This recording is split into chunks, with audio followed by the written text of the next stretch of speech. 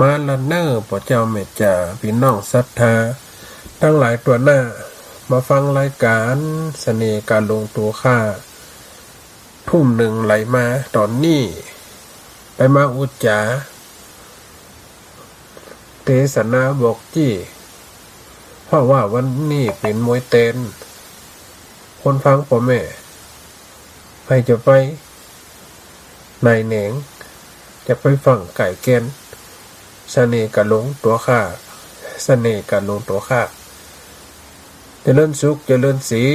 เจริญมีเจริญไว้เจริญจิตเจริญใจศรัทธาสาธุชนคนฟังรายการสถานีวิทยุ FM 106.50ณตอนนี้อาตมาภาพได้เข้ามาเป็นมาจ๋าเกี่ยวกับธรรมะยามแรงนี่เนอะอีปล่อยแม่ตะกี้ทุปีเน้นไอ้เนอะทุปีไอ้แต่ก่อนเป็นเน้นนะเลยหอกมันทุปีเน้นไอ้ได้ออกตะกี้โยมแม่ฟ้อนกระโทรมาคนละโคตรกันเนอะอีแม่เนอะตะกี้นะแหมโจนหนึ่งแหมองค์หนึ่งบรรยุวัดไปเกยปุ๊บกระเทือเป็นลูกศิษย์หลวงแหนจังเอาไปติดตัวสามธรรมะเอาไปฝึกไปฝนด้วยเดี๋ยวกับมาปะมาพบกันนะตะกี้ดีเจแอมหรือว่าด็อกเตอร์แอมโทรมาอาตมาภาพก็เมาหลังถ้วยอยู่ ผมตันแต่มือขำแฟบขำฟงอยู่คนเดียวอีกไปนะอยู่คนเดียววันนี้มาขำกันอย่างกันเพียวกดแล้วกันล่างถ้วยอยู่คนเดียวก็เนี่ยไปตามคือมันเซ็ตนะมันผูกมันก็จะเบางานเท่าไหร่เนี่ยก็เลยมาเข้าชั่วโมงนี้ต่อไปก็จะมามาจากันอีปล่อยแม่เนาะคนฟังรายการจะไปฟังกายเนอะได้กันบางนี่ก็ได้ยินกับเสน่ห์การหลงนัดทัดกันมาหลายติดละ เป็นธรรมดาปล่อยแม่ครูบาอาจารย์นะคนต่างมีงานอาตมาภาพมันจะว่ามีงานงานก็เยอะแยะ แต่กระทำไปแบ่งเวลาได้เพื่อความสุขคนเท่าเพื่อคนฟังรายการคนฟังบางคนก็อายุนักละแต่เจ้าก็โยมเมสยายซิมก็โทรหาแม่ฟังตลอดเนิ่มได้โทรหานะมันเป็นย่างแม่โทรฝ่องก็ได้แต่หัวฟังกันอยู่ทับนะการกันจามันก็เป็นไปตามลำดับอีกฝ่ายแม่จะเอาเหลืองได้มาธรรมะเหลืองได้มาอันน่ะนะมันคนละสไตล์คนละการอย่างอัตมาภาพนี่กะ ส่วนมากก็ยิบยกนิทานมาพอกเรียกว่าเป็นธรรมะสิ่งต่างๆก็เลิกนะธรรมะถ้าจะให้ในอีกฝ่ายแม่นะแต่เวลามันได้เวลาอย่างหวานการมันถ้าโจนกันแล้วก็ยิด อยู่คนเดียวนะทุกเจ้าวางก่อนมีสองกะคนใหญ่วัดไปเหียเมื่อ2 วันก่อนแล้ว4 ปีมันก็ใหญ่วัดไปอยู่บ้านพ่อบ้านแม่เพิ่นอยู่นี่ได้3-4 ภาษาเนาะแต่มันก็คนบ้านเนี้ยแต่มันก็มีแม่มันก็ต้องไปดูแลเนี่ยอีปล่อยแม่ทุกเจ้าพระละทั้งบ้านตัดมาอยู่วัดนี่แต่ก็ต้องทำการวัดกันว่าเพียวว่าซ่อมวัดซ่อมว่าไปตะกี้ก็เปลี่ยนกอกน้ำคนเดียวนะตัดเต่าเอาหมดเต่าถึงวันนี้ทำงาน อย่าค้อนเป็ดเลียมอีไหมไปไขมาตั้งได้ก็มดอ่ะ มดเนี่ยมดอ่ะพอดีแต่ว่าตีเข้ารายการขึ้นสีขาวเข้าดึกไปหน่อยพอดีแต่ว่า2 ทุ่มโยคลินิกอยู่ไปหาหมอแต่ว่านี่ซักผ้าเนาะกดวัดซักผ้าแล้วก็มัวตาผ้าลำพอตั้งหลุมพยันปอกกระเด็กอีบ่นี่ไหมปอกกระเด็กแข่งโซนออกมาทำต้นเป็นอย่างแต่งมายาเขาใส่เป็นน้ำมันห่อนเป็นไก่ออกเอาแล้วเดินได้ก็เลยโทรหาแม่4 โมง 5 โมงไปคลินิก6 โมงคนกันนักเนี่ยก็เลยมาหมอว่าตรวจอาการดู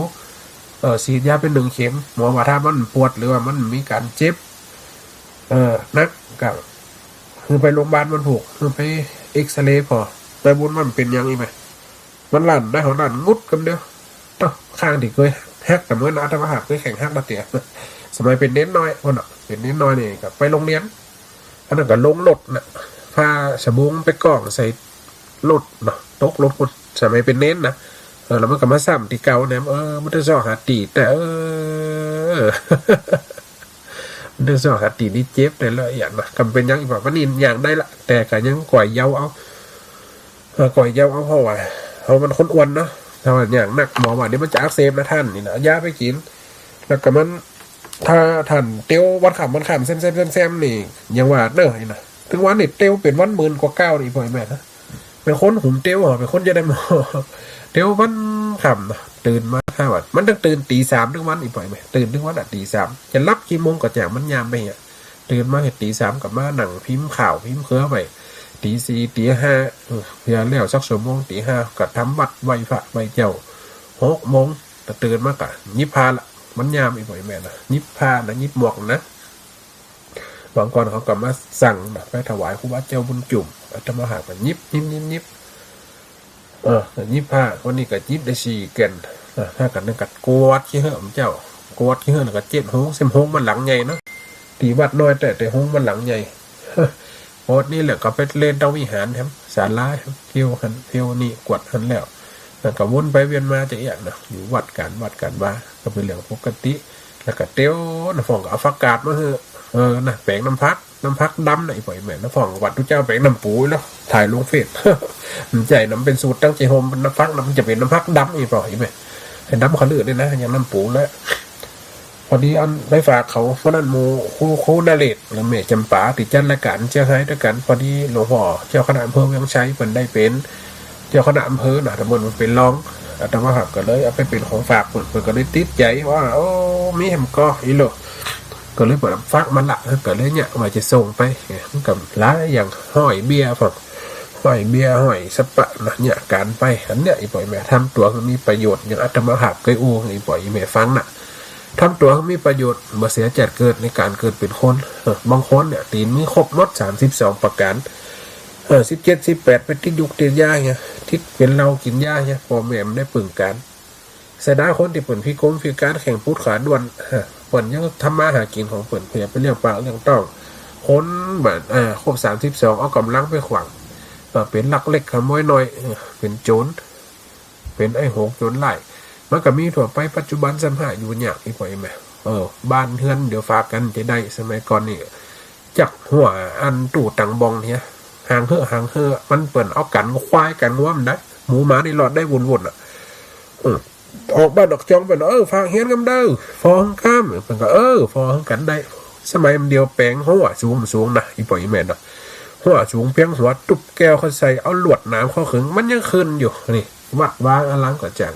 มันนักคนอีสังเขาพอท่องว่าขยะสังคมหรือคนตีมาทำตัวมีประโยชน์กันนักในปัจจุบันก็น่าห่วงอยู่อีปล่อยแม่นะมาทุกรูปแบบมิจฉาจิตมิจฉาเสื่อมโอ้สปะคนเราคนแก่อยู่บ้านคนเดียวดีเนอะใส่ซอยใส่ท้องนะยังเอาข่าวเนอะปาดคอคนเท่าเอาท้องหนีเฮีย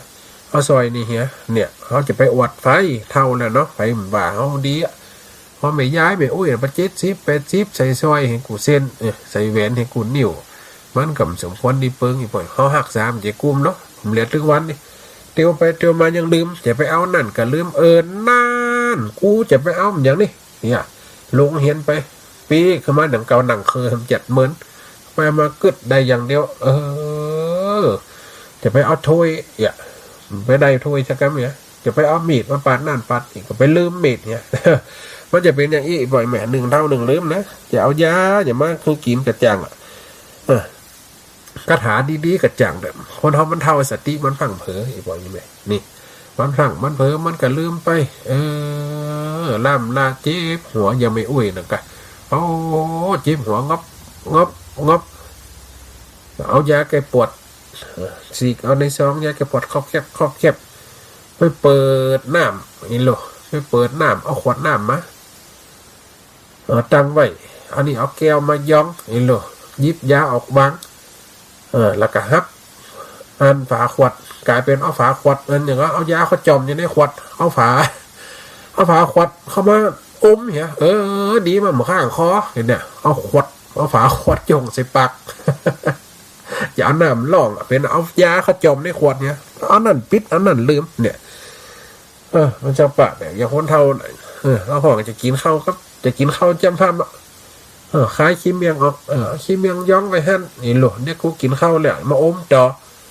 แตกขัดแตกเอาขี้เมียงย่องหั่นโคตรเข้ามาบิเมียงใส่ข้าวเกี่ยวนั่น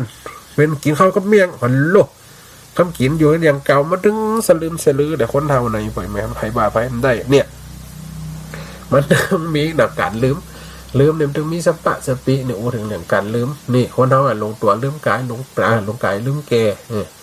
หลวงพ่อหลวงแม่ลืมปอลืมแม่กรรมเก่ามันมีหรอหลวงพ่อหลวงแม่ลืมปอลืมแม่ลืมจะได้ลืม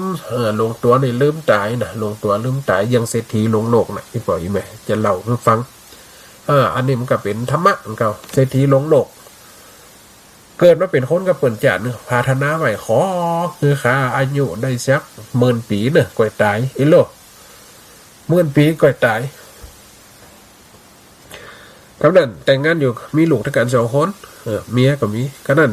ครบ80เมียตายละตัวกับ80ย่ำตาย90ย่ำตาย100ก็ย่ำตายลูกก็ได้60-70ตัวได้อายุได้120ลูก80ไปลูกก็ตายละลูกของลูกก็ตายละหลานก็ตายเลนก็ตายเพราะนั้นหมดโลกนี่คนตายหมดเหลือกดตัวคนเดียววาเวตาเตวาเวตาเตไปเปิดไฟมันได้ใครตายมันรักกันนั่นโอ้ยเทวดาเฮ้ยพระอินทร์เฮ้ยเห็นหรอพญาผมพญายมหาลาดมาเอาคาไปกำเตอเห็นหรอเทพระอินทร์กันว่ายังไม่ได้ฉันยังไม่ให้เธอกลับไปเพราะเธอได้ขอพรไว้แล้ว1 ข้อให้อายุ10,000 ปีตอนนี้ก็ดังได้150 ปีอยู่กันลูกกระตายหลานกระตายเมียกระตายเธอต้องอยู่ไปอีกลงตัวเริ่มตายไปครับข่อยใครตายเอาไปนอนได้ทำอดกันอดอาหารใครให้มันตายกำตายไปนอนในหิบในรองกำตายเป็นโจรลงน้ำกำตายแขนคอกำตายเจียกพูดลงมาเนี่ยกายละนายสังขารใครตายละเจ็บป่วยอยู่หันอดแอนผลกระตายละมดเนี่ยสุดท้ายมาจนอายุได้10,000 ปีจะตายละโลกเนี่ยวันว่าลงตัวเริ่มตายลงวัดตัวนี่เป็นตัวกูของกูไอ้โลกอันนี้ก็เป็นของกูอันนี้ก็เป็นของกูสุดท้ายมันใจสักอันเขาพิจารณาพอว่าอันยังเป็นของเขาของอีกฝ่ายไหมบ้านเป็นของเขาก็ใหญ่เขาตายละก็เป็นของลูกตายละก็เป็นของหลานนี่เป็นสมบัติพัดกันชมเขาอู้ง่ายๆอย่างเงินเนี่ยถึงวันเนี่ยเป็นเงินของไฟมันเป็นของไฟสักคนมันเป็นของกลางคนนี่กำไปคนนั่นถูมาคนนั่นหลับใจคนนี่กำไปบอกกล้าหน้าขายเจียงหมูขายจีนขายฟักเอาเงินเอาทองตั้งใบเดียวเอวไปข่อยหลกอีบ่อยไหมไปหาต่างประเทศคุณ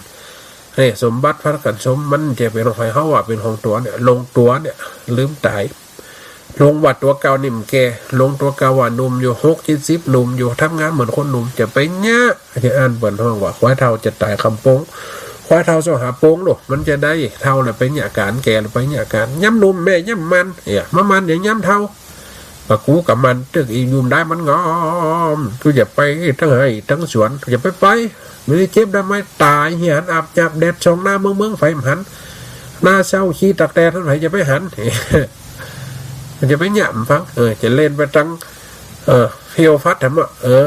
เดี๋ยวก็จะได้เจ็บทำกดหันกดนี่ขึ้นโต๊ะขึ้นต่างขอมันโต๊ะหันก่อนตายกับตายไปที่หาดที่เฮ้ยหันก่อน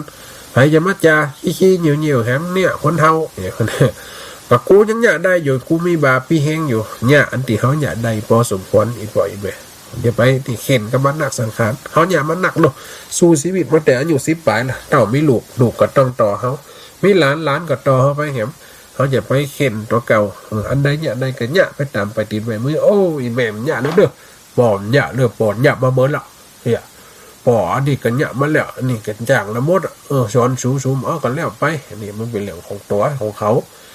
ลงตัวนี่มันลืมตายหรอลืมตายสุดท้ายมาวัดว่ากำไปยังกำไปห่วงทำการทำงานนิดนึงลงตัวเองว่าไม่ตายสุดท้ายมาคนทำมันตายแล้วเขาหาว่าป้านะนี่ลงกายลืมแก่บางคนเนี่ยหลงกายลืมแก่เพราะว่าเนี่ยการแต่งเนี่ยแต่งตัวกันดีกะใส่ตามไว้นะใส่เสื้อใส่ผ้าตามไว้บางคน60-70-80สมมติแต่ใส่สิ้นกระโปรงเนี่ยใส่เสื้อแขนซิ่มใส่แว่นตาอย่างเมสมอยที่บางคนมาใส่สร้อยใส่แหวนอย่างที่ว่าตะกี้ล่ะอย่าไปเนี่ยมันเปิ้งอีกไปไหมคนเป็นมีเงินเป็นหมื่นล้านอย่างแพงกุสุมะนะอันเดียวอายุคน80 ปลายเป็นยังดึงหน้าดึงตาอยู่แต่งตัวแต่เปิ่นกำว่าแต่งตัวเหมือนคนที่มีเงินนะทั้งที่ว่าสุมาตคอหานส้วมได้เป็นยังเป็นทองคำมัดจ้อก็เป็นคำมัดตะเกียบก็เป็นคำมัด เปิ้นย่ำแต่งจะอันมันมีของเปิ้นมันมีไว้ของมันการแต่งตัวบางคนมันก็เกินตัวลำไปใส่สีสูทจัดแต่งตัวเหมือนละอ่อนแต่ว่าการเต้นๆฟ้อนๆลำๆนี่เนี่ยไปเตอะดึงแกหนึ่งเปิ้งอีกบ่อยแม่เพราะว่าอย่างเขามีความสุขความสำราญเขาพังขอเตอะไปการไปงานอย่างใจหันเนี่ยย่อมแหม่บัวไข่กะอย่างมันเนี่ยเปิ้นโอ้สุดสื่นเต้นลำไปก็เป็นแต่งตัวตามไว้เป็นเต้นเปิ้งเนาะเฮโคตรตุ้มโคตรตาเหมือนกับเปิ้งเนาะนี่คนเราคนแก่จักน้ำคือละอ่อนคือหันแค่ก่อนถือว่าเป็นประเวณีเป็นสิ่งที่ดีงามนี่ถ้าไม่ลงตัวเนี่ยเท่าเราไปเสาะเอวเหมือนคนหนุ่มมันเปิ้งนะไปเอวหันเอวนี่เท่าลูกหลานไปเอวนะเอวหันเอวนี่ถ้าไปเอวตุ้เจ้าตุ้นายขืนสีขาวกันดิขืนหัวอย่างอาจารย์มหาสมศักดิ์นี่ไปหันไปนี่อันนี้เปิดไปเอวในการบุญจะไปเอวพับเอวมาไปดูหนังฟังเพลงเหมือนคนหนุ่มมันเปิ้งหรอกเหมือนคนเราไว้มันใหญ่นี่ลงตัวนี่ลืมตายลงการนี่ลืมแก่แล้วก็สังขารเขาสู้มันได้ล่ะเข็นมาได้แล้วเขาจะเป็นเนี่ยคือมันนักหนาคนเก่ามันก็จะเป็นไปเนี่ยหลวงพ่อลืมเมียลืมป่อลืมแม่เนี่ยบางคนเนี่ยละคือคนเฒ่าคนแก่เผาตีนเผามืออยู่กับเฮียนเนี่ยดังไฟหนึ่งข้าวเนี่ยกินคนเดียวลูกก็อยู่พุ่นหลังไฟหลังหนีไปอยู่ที่อื่นเนี่ยก็เป็นเลี้ยงเขามาแล้วเขาย่ำเลี้ยงทันตอบเนี่ยหลงบางคนเฒ่าคนแก่อย่างปีใหม่ผ่านมาเนี่ยลูกเปิ่นหลานเปิ่นเนี่ยปิกบ้านปิกย่องลูกเฮาหลานเฮาปิกบางคนนิดหน่อยใจเสียใจเพราะว่าอย่างบางคนเนี่ยมันหลงละเลิงย่ำหนุ่มมันที่เป็นทำหวานหากิน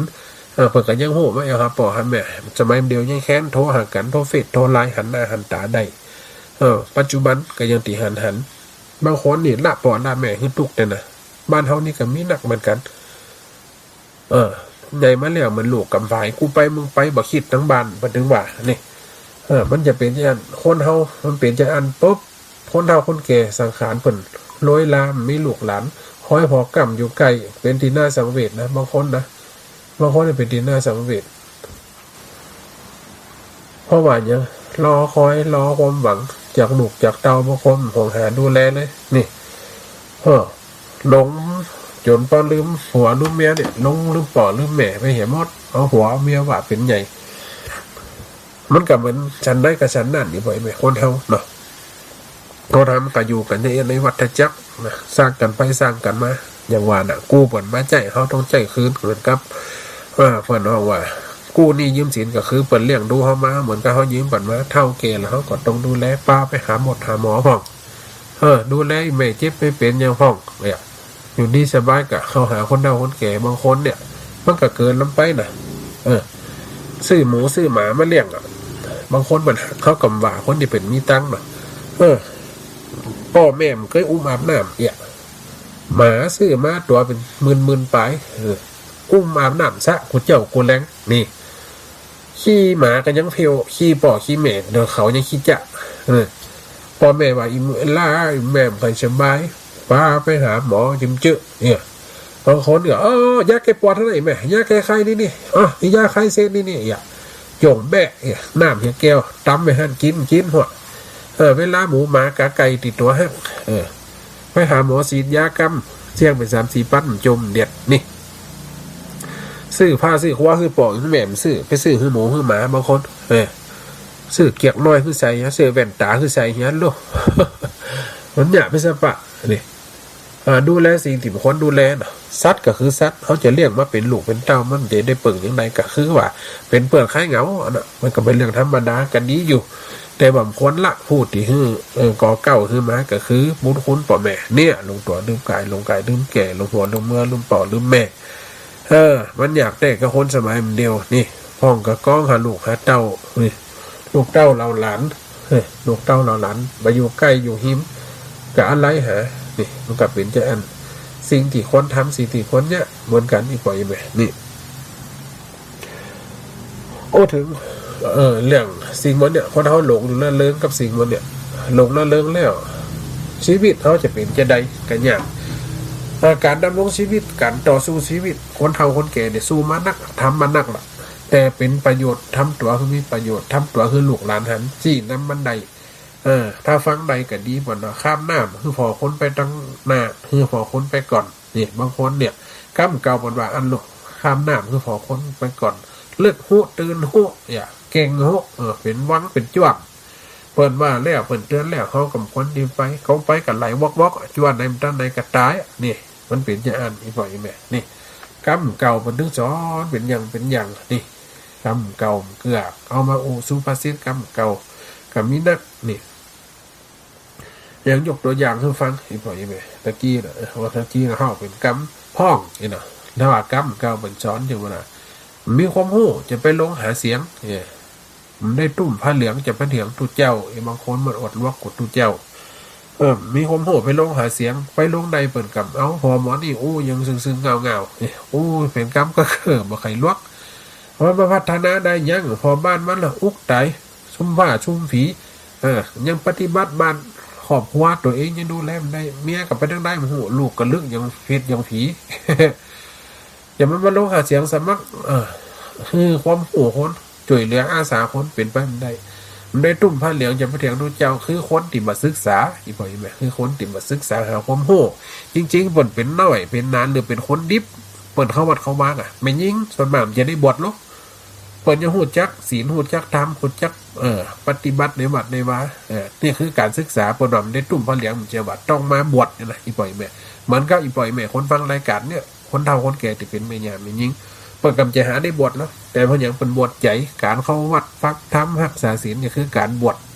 บางคนเอาเห็นเลยวัดวานหนิมไกลเห็นเลยยากขนาดนักเปิดชวนไปวัดมา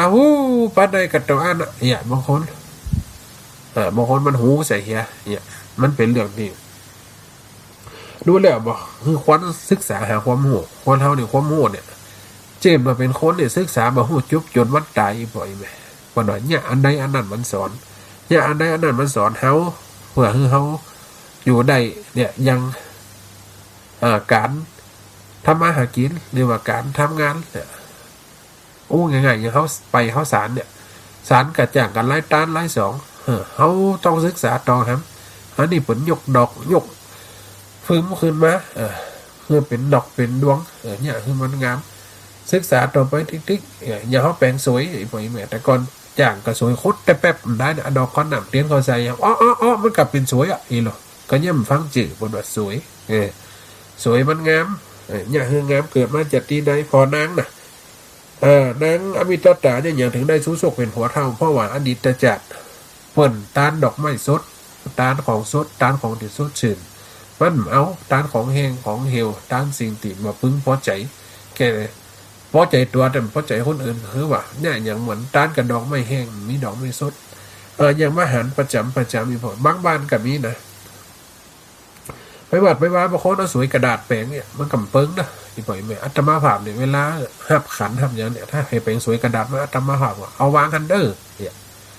ถ้าเป็นสวยตองมันสดสื่นนี่อย่างมันบุบสลายได้กันแม่นเอากระดาษมาเนี่ยมาทำมันเป็นการรีไซเคิลบางเดียในสิ่งที่มันผสมพ้นกับมีบางคนกับซีมากกับพอแปลงสวยนะเป็นหูด้านละใส่ผ้าหนุ่มน้อยห่มน้อยตะม่อมตะแม่มาแปลงสวยใส่ดอกใส่ดวงไว้หาทุเจ้ามันกับฟองปังฟองงามอันนี้ของกินของตามมันกับฟองงามมันเป็นจะอันนี้ไปไหมนี่ใช่ของสดใช่ของดีของที่เขาหาได้เนี่ยสิ่งที่สดใสก็คือจิตใจวัตถุสดอันสิ่งต่างๆก็สดใสหมด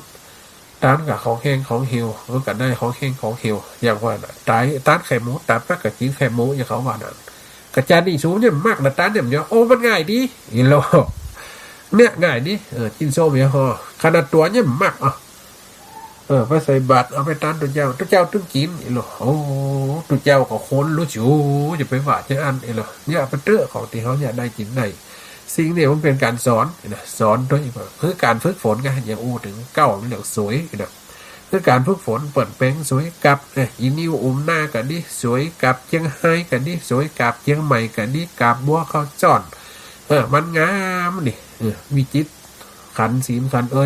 ไปหอบ้านนี่ประกาศไปคำยังบ้านนี่กับไปคำยังเขาไข่หูไข่เหี้ยเขากับเขาไข่ไปถามเปิดไข่หูก็ถามไข่งามคือแต่งอย่างคือมันงามคือสมบูรณ์แบบของป้าดิดต้านของป้าดิดต้านของสวยของงามมันก็มีตามตีคือหันเนาะต้านของสวยของงามอย่างกับเจ้ากันหาเนี่ยนั่งกันหาเนี่ยเป็นคนที่งามที่สุดนะนั่งกันหา เป็นคนที่งามที่สุดเพราะว่าอย่างอานิสงส์ในตานผ้าอีกบ่อยไหมในตานผ้าสาลีคือผ้าห่มผ้าสบายนี่นะผ้ากระล้อมวอกผ้ากระล้อมหัวกันดิหรือว่าผ้าที่เขาตุ่มไปวัดไปว่ากันดิการหาจีน่าเนี่ยเป็นน้องของชาลี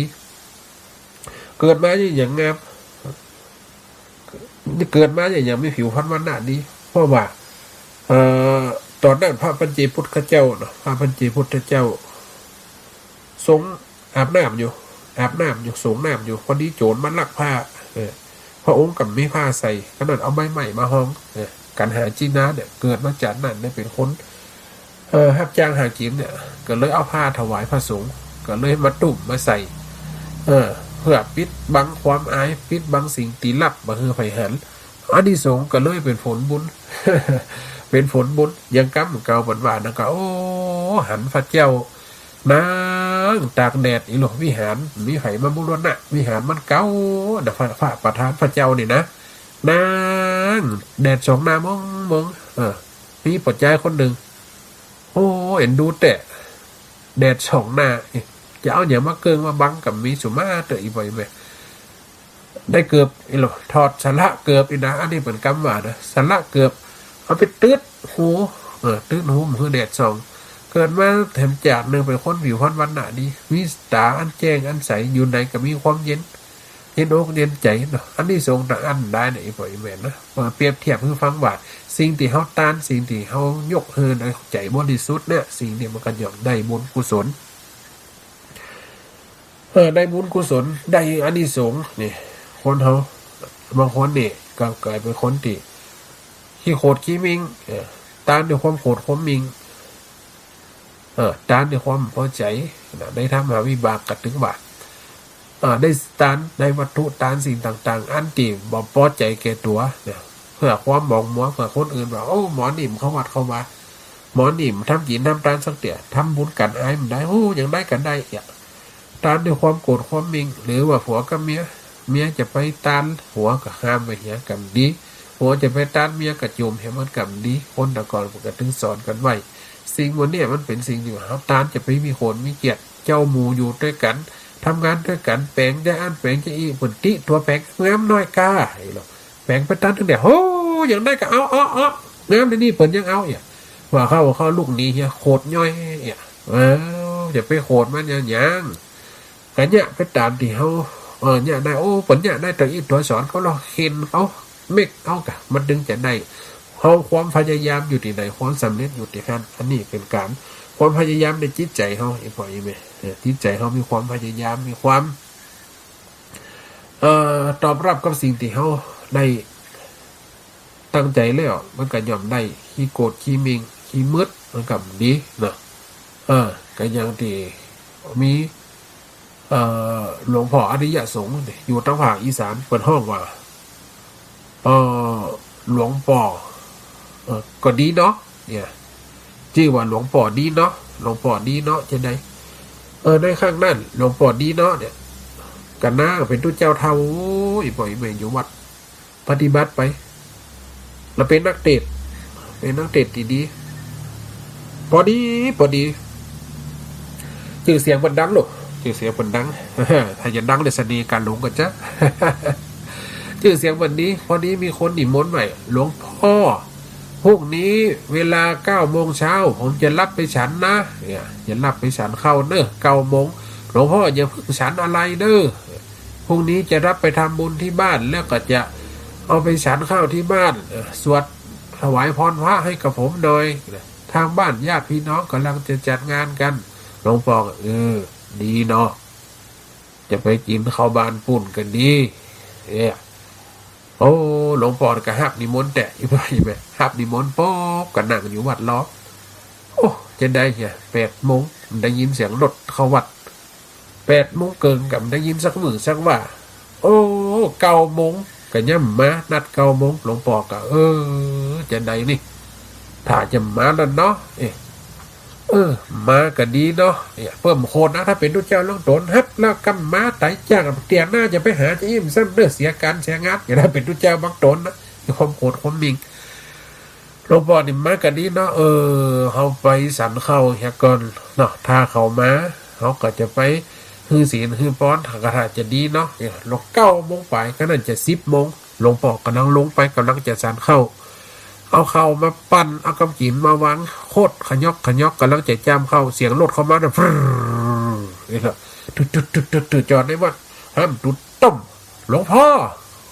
อผมมาแล้วครับ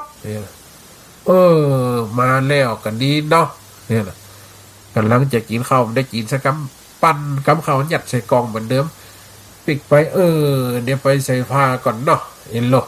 ขออภัยนะหลวงพ่อนะเมื่อกี้รถมันไม่ค่อยดีเอ็นโลระหว่างทางรถมันเสียไปไหนมันได้เพื่อจะซ่อมได้แหมจัดเหมือนตอนนี้10 โมงครึ่งเดี๋ยวไปถึงบ้านงานประมาณ11 โมงเขาคงฉันเลยนะหลวงพ่อนะฉันแล้วค่อยเทศเนาะที่แรกก็จะเทศแล้วก็ฉันเขาได้กลับไปหลวงพ่อดีเนาะเตดหลักกะสันหลักกะเตดนี่แหละขนาดกัดหลวงพ่อกัดใส่ผ้าแล้วปุ๊บหนักลงหงมากองหมอนั่นก็ไขประตูเฮือห้ามตุดต้มครับรถไปได้ไปสัก3-4 โลอีกบ่อยไหมใกล้จะถึงงานนั่นแหม2 โลไปรถไกลจะเฉพาะรถอันนั้นกันได้รถดับเหี้ยว่ะรถกำดีเอาเนี่ยเจนใดนี่รถกำได้สตาร์ทกันถ้าตัดมันก็คักเล็กตึ้มติดหลวงพ่อนิมนต์ลงก่อนครับนี่เหรอพอดีรถเสียอีกแล้วไปงานคงไม่ทันนี่แหละเดี๋ยวผมจะโทรถามที่บ้านนี่แหละลืมเอาโทรศัพท์มาแหมมาลืมโทรศัพท์ก็ดีเนาะนั้นไม่เป็นไรเดี๋ยวหลวงพ่อดันรถข้างหลังให้ผมนะเดี๋ยวผมจะขับอยู่ข้างหน้าเดี๋ยวมันก็ติดถ้าหลวงพ่อผลักรถมาหรอช่วยยู่รถกันเด้อหลวงพ่อดันรถเดี๋ยวผมจะสตาร์ทดูหลอกกันนั่นหลวงพ่อกันดัน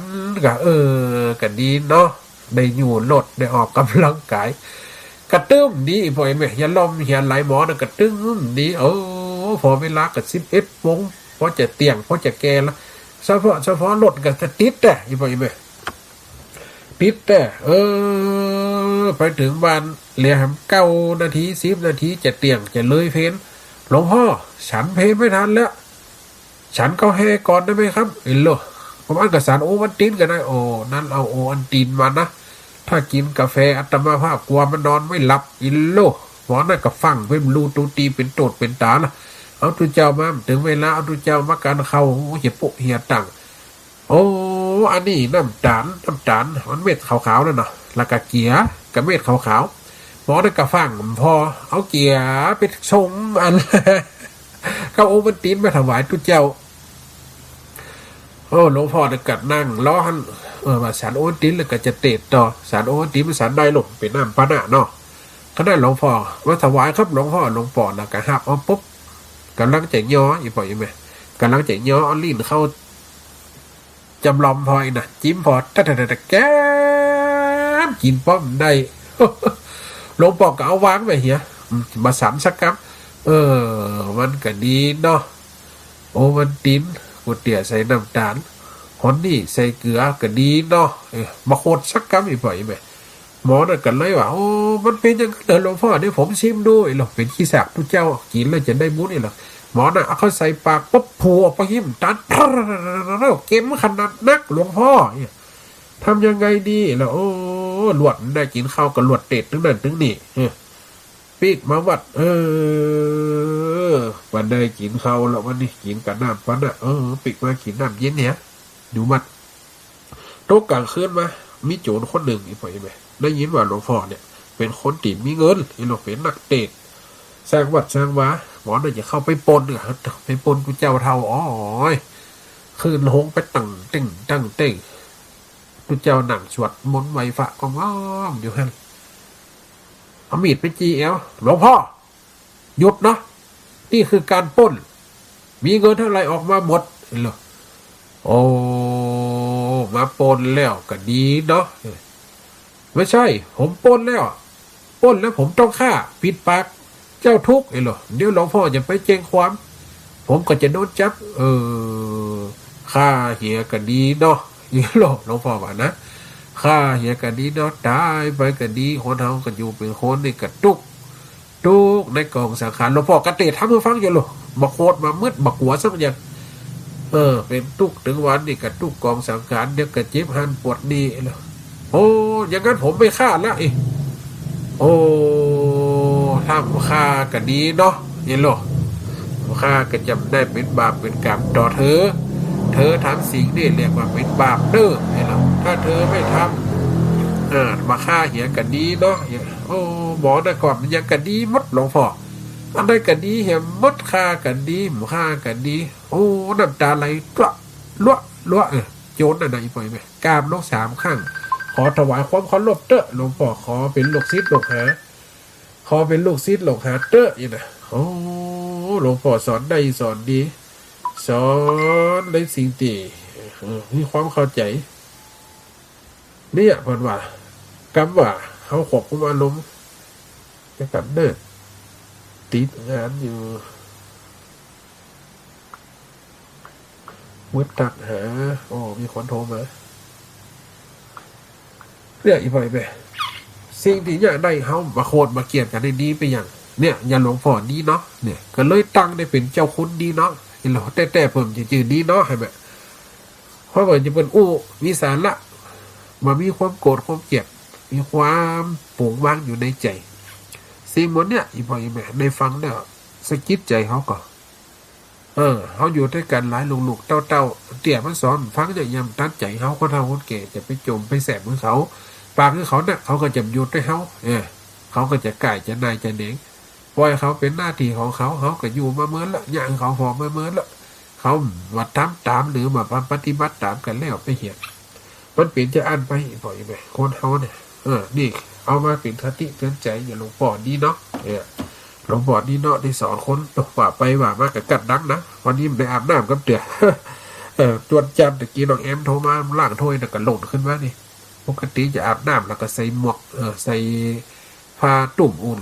มันจะโล่งอัตมาภาพนี่มันเป็นภูมิแพ้แต่อีปอยแม่นะอีปอยแม่ได้ฟังแล้วได้เข้าใจในกองทำอัตมาภาพเรือกันบรรยายธรรมของอัตมาภาพเนี่ยจะเอาแบบบ้านๆเนี่ยฟังได้เข้าใจง่ายนี่ถ้าลึกซึ้งหรือไปอีปอยแม่ก็เข้าใจยากฟังไปอธิบายไปนี่คือการจับอารมณ์คนฟังก็จะพระอาจารย์ก็เขาถ่าไม่เห็นผลหรอกแม่ก็จะจำไว้เด้อจำไว้ปฏิบัติใดมันเป็นสิ่งที่เขาปฏิบัติใดมันยากสิ่งพวกนี้นะการควบคุมอารมณ์ควบคุมจิตควบคุมตัวเก่าจะโคตรมันนี่พอมาห้ามโคตรคนจินปอจะแม่เป็นสอนโคตรมันอีกคือไปมืดมันผูกมันจะได้โคตรเดียวเนี่ยถ้าเขาเท้าใส่กันตุ่มตามกู้ขึ้นมึงขึ้นมันก็จะอยู่ยากละพอหน้ากันมวลละฟิตกันไม่ใหญ่ติ๊กโคตรมันนี่คือไปมืดมันผูกก่อยมืดนอนลื่นขืนเข้าให้ก่อนปากไปก่อนเนี่ยมันก็จะหายไปสวงไปความมืดความโกรธของเขาก็จะหายไปสวงไปบางเบาไปอีกไปแบบเหมือนกับน้ำที่มันชะล้างสิ่งสกปรกจิตใจเขาเกิดความสกปรกคือคุณมัวการเกลียดกันจังกันอภัยเผื่อแผ่อภัยเผื่อแผ่กันไปมันเป็นสิ่งที่ทำแล้วมันสบายกับตัวเขาจังเปิ่นเขาไม่ชอบเปิ่นแล้วเขาขอดเม้นเปิ่นหู้เรื่องเปิ่นกับตุกเนาะเปิ่นกับทับหากินของเปิ่นกับซุกใจของเปิ่นไม่หันไปเปิ่นกับแล้วเขาจังเปิ่นเนี่ยมุ้ยปักใส่จูนปักใส่มุ้ยเนี่ยผมชอบมันปูห่านะผมชอบมันยานี่เนี่ยแล้วตัวมันชอบแล้วตัวเป็นตุกตุกเนาะเนี่ยคนเขามันเป็นนิสัยปล่อยแบบกองตุกมันเกิดจากตัวเขาทั้งนั้นเนาะในฟังสิ่งที่มีสาระฟองเนาะเปรียบเทียบปล่อยแบบฟังฟองเนาะก็เป็นสิ่งที่พอประมาณเข้าใจเนาะถ้าเวลามันก็ไหลโกนมาเนาะเดี๋ยวเห็น10 นาทีสุดท้ายนี่จะเปิดโอกาสให้ปล่อยแม่ไว้โทรเข้ามาตรงนั้นเนาะทำปล่อยคือโทรก็จะงอมหาเห็นว่าพระอาจารย์ปล่อยคือโทรโลอย่างเนาะถ้าอีปล่อยแม่จะโทรมาก็โทรมาได้นะมาจ๋าเจรจากันว่ากันไป10 นาทีสุดท้ายพร้อมกันตามเวลาของมันล่ะชั่วโมงที่อยู่ด้วยกันนี่เดี๋ยวนี้ใกล้จะ2 ทุ่มแล้วนะเนาะใกล้จะ2 ทุ่มเดี๋ยวก็จะพร้อมกับอาบน้ำอาบหนองบางคนอาบแล้วก็อาตมาภาพยังไปอาบน้ำเตียนเด้อสาธุโยเมกาบแก้วไม่ใส่เจ้าท่านอาจารย์หมายว่าบ่ใครสบายเลยท่านอาจารย์เลยเจ้าบ่ใครสบายมันอากาศมันหนาวได้อาบน้ำน้ำเตียน ถ้าอาบน้ำใส่หมวกมันจะหาย สะอาดก็ดีเนาะ บัดได้เหม็นกินเนาะอย่างกับได้นอนด้วยไฟแต่มันชาบ สะอาดก็ได้รับเลยเนาะเป็นทุกเจ้าดีนะเจ้าดีนะเจ้าเหมือนยมแม่เจ้าก็อยู่คนเดียวฟังกับธรรมะท่านอาจารย์ ดีแหละโยมแม่แล้วก็จ้อยแล้วนึกซิมจ้อยคือฟังของที่เขียนเฮ้นะ โอ้เสียงไอ้คนมาแก้เสือประกาศนั่งก่อนได้ออกงานก่อนเจ้า ได้เปิดวง นั่นจ้ะแต่ว่านั่นหันท่านอาจารย์ที่บ้านต้องเตยเอ็มก็จะเดียวมาไว้กับบัตรตั้นประจำหันลูกพูดใจเหี่ยเจ้าเจ้าอาจารย์ท่านสาธุค่ะเป็นใน สา เจ้า ธุไปนะสาธุ เจ้าเป็นวันนี้บัดได้ไปวัดกับได้ฟังธรรมะนะเจ้าดีเนาะสีขาว ดีเนาะ ท่านอาจารย์เจ้า ไปอยู่กลาง ฟังทุกตนทุกองค์เจ้าท่าน สา อาจารย์ ธุสาธุโยมแม่กับแก้วนะ ไว้กับเจ้า สา กับทุ ธุ กเจ้าที่กับฟังหนึ่งผู้ลูกเมน ตุลุกเนี่ยเนี่ยหลุกตุ แม่ใจร้อนว่าเป็นท่านอาจารย์จะได้การหลงเสียงเหมือน นั่นอ่ะเสียงเหมือนล่ะ สาธุท่านเจ้า สาธุสาธุนะโยมแม่กับแก้วโทรเข้ามาแต่เขียนจ่อยให้แม่เปิดยังไม่เปิดวงเปิดอย่างดีดซึ้งว่าในกระหันอาจารย์มหาศาสตร์เอาลงจังดีดซึ้งโดยซ้อนโดยจ่อยโดยเป็นความสุขของคนเท่าเนาะเนี่ยไปเตออีเมลเนอร์เป็นกำลังใจคือใครได้อันใดกระตักมาหาจะเขียนเฮือสาธุเจริญพรสาธุเด็กใครหัวลงปอดดีเนาะน่ะเราเป็นดีม้วนน่ะเนาะไว้แหละสาธุแต่เจ้าการย้ายกระโทษย้ายโทรหาแต่เจ้าวันนั่งสมาธิชั่วโมงหนึ่งนั่นไหลไหมสาธุสาธุนะสาธุ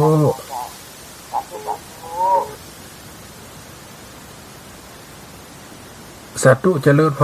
รเจ้าแกไว้เจ้าท่านอาจารย์แต่ฟังธรรมะเมื่อก่อนนี่ก็ดีเนาะดีเนาะดีเนาะนี่มันจึงดีหมดเนาะเจ้า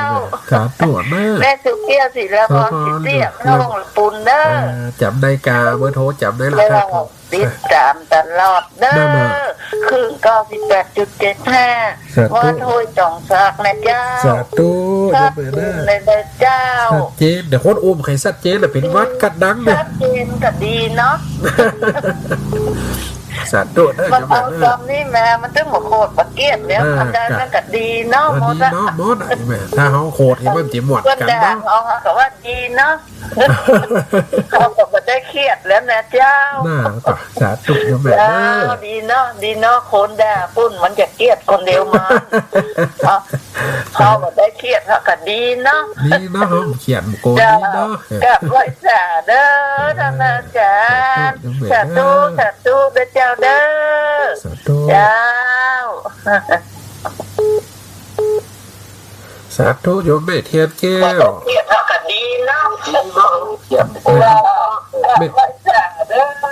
แม่วิทยุร้องหน่อยเด้อกาไม่สาเจ้าพระอาจารย์สาธุเบาวิทยุหน่อยเสียงสะท้อนเนาะเจ้า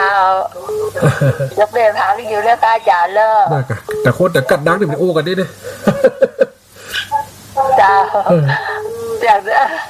ที่เจ้าเรียกว่าดีเนาะดีเนาะแล้วกันร้อยพระอาจารย์เนาะดีเนาะอย่างกันดีมอดคนเราเจ้าดีเนาะอย่างคนมาแล้วดีเนาะแต่เนาะนั่นแหละแม่สาธุ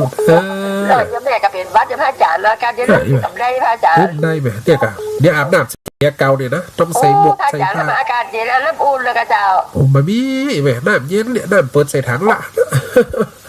อาจจะให้ได้พระอาจารย์จะเบรกขนาดแล้วคนมีเบรกเริ่มอุ่นเลยจะพระอาจารย์มันข้ามจมอีกไหมข้ามตักแดดจากมันอดพระอาจารย์จะแค่ดูเลยเบรกจะเบรกที่เท่าละแล้วเอ็นไปได้นะเจ้าพระอาจารย์นั่นแหละจะเป็นกำลังใจพระอาจารย์เด้อเด็กกระบวนแต่เนาะสาธุสาธุการไปสาเจ้าเป็นกำลังใจให้เจ้าสาธุสาธุโยมแม่ยายฟอนนี่แม่ละเด้อตะกี้มใจนะแม่แล้ว ตะกี้น่ะไม่ใส่อันนี้แม่นละตัวแต่ตะกี้น่ะตุปีไอ้ เคยว่ายังเมินได้อะถึงดูน้องมันลูกพี่เป็นลูกน้องวันเดียว สาธุนะโยมแม่เนาะ ถ้ามันเชียงกันเหมือนกันจะมาถึงอยู่น้อง สาธุโยมแม่เด้อ ฟังเด็กเจ้าโลกมันใหญ่เลย นั่นแหละสาธุเด้อโยมแม่พรสาธุใครจ้า ภาษาเจ้าพระอาจารย์แม่ฟังอยู่เนอะ สาธุ มันไหลละน้อยไม่น้อยอุตรีเจ้า เบอร์อะไรแบบได้โทรหากัน น่ะแม่จดเบอร์โทรแม่ประเสริฐที่ไหนกันหนังสือในสมุดเป็นว่าเสน่ห์การหลง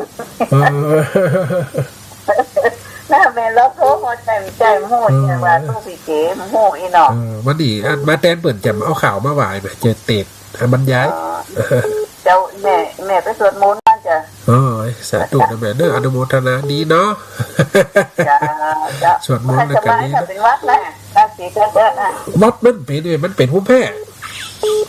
เย็นเพราะมันได้อาบน้ำไปไหมกูเตียถ้าว่าได้เตรียมตัวก็คืออาบน้ำอย่างแล้ววันนี้ตะกี้กำลังล่างถ้วยเปิ่นโทรมาว่าจัดเต้นกับเด้อโอ้แล้ว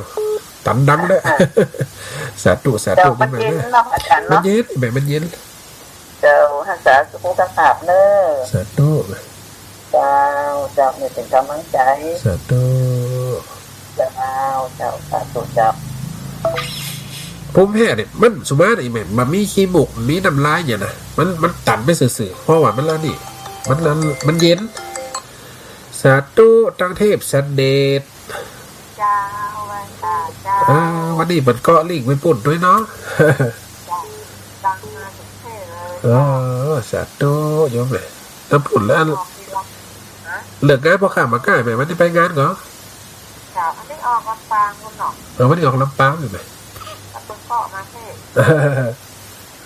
พ่อมาเท่ก็ดีดังเดี๋ยวได้ฟัง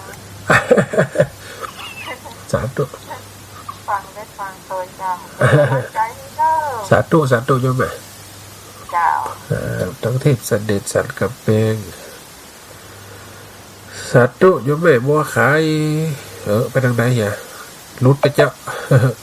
โยมแม่บัวไข่สายรุดไปละอีกบ่อยแม่นั่นมันจะว่ามันจะเป็นวัดอีกบ่อยไหมมันตันคุณดังมันตัน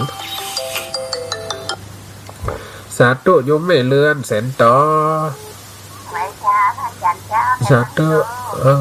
อันนี้เสียงแม่ยายเลือนนี่กับเสียงแม่พ่อนี่เสียงเหมือนกันนะกับแม่ยายซีเหมือนคนเสียงเหมือนกันมา3 คนเนี่ย ถ้าเขียนเลยนะ สาธุไหม ถ้าเขียนเลยนะ สาธุสัจเจนดีเนาะ จ้าถ้าเขียนนั่นตู้อย่างก็ ตุปีไอ้ไหมก่อนหน้าน่ะนะ ได้จ้ะ ตุปีไอ้ ไหนเขาร้อยใจพระอาจารย์เนอะ สาธุโยมไหม เจ้า สาธุแม่ยายทองมาท่องละปูน เจ้าก็แต่พระอาจารย์ฟังสิ่งของโม้เป็นวัดพระเจ้า มันจะว่าวัดเต็มใจไหมมันตันมันเย็นนี่ไหมมันได้อาบน้ำกับเตี่ยพวกกัน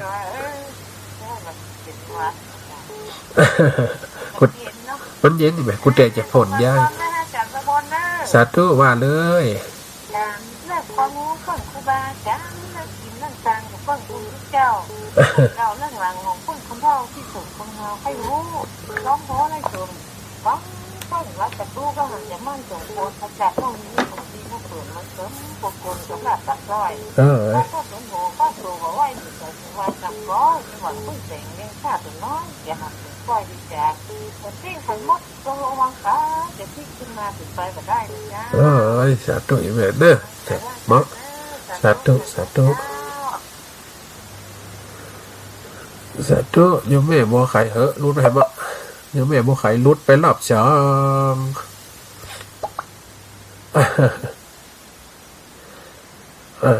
กำก้อนโยมแม่กะ